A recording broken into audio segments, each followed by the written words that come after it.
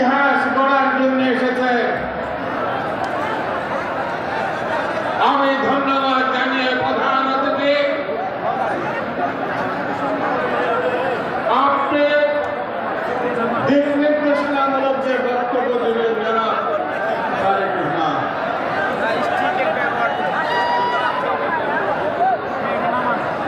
পার্টির মহাসচিব আন্দোলন সংগ্রামের নেতা মির্জা ফখরুল আলমগীর আর আমার সাবেক সহকর্মীবৃন্দ, সাবেক ছাত্র নেতৃবৃন্দ, বর্তমান ছাত্র নেতৃবৃন্দ, আসসালামু আলাইকুম।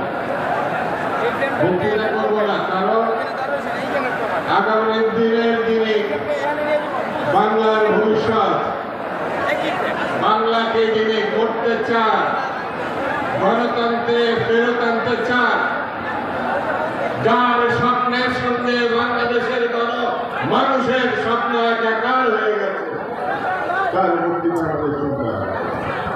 সেদিন বক্তৃতা কেউ কেউ বলছে আড়ালে আড়ালে নাকি ষড়যন্ত্র হচ্ছে। এই সরকার এবং গণতন্ত্রের বিপক্ষে আজকের ছাত্র দলের এই সমাবেশ প্রমাণ করেছে গণতন্ত্রের বিরুদ্ধে যারা ষড়যন্ত্র করবে তাদের রেহাই দেওয়া হবে না। হবে? জোরে বলে, জোরে বলে।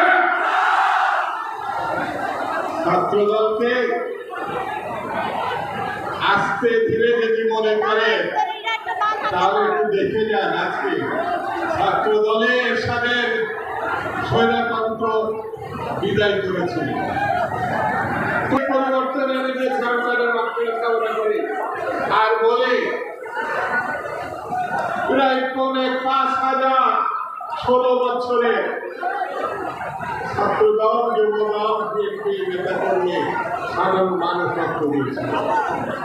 গত 1 মাসের শহীদ এবং যারা আহত হয়েছে তারা প্রমাণ করেছে বাংলাদেশ গণতন্ত্রের ভিত্তিতে। বন্ধুরা, আমাদেরকে ঐক্যবদ্ধ থাকতে হবে। আমি দৃঢ়ভাবে বিশ্বাস করি আমার নেতা তারেক রহমানের সঙ্গে লন্ডনে ডক্টর ইউনূসের সাহেবকে বৈঠক করেছে।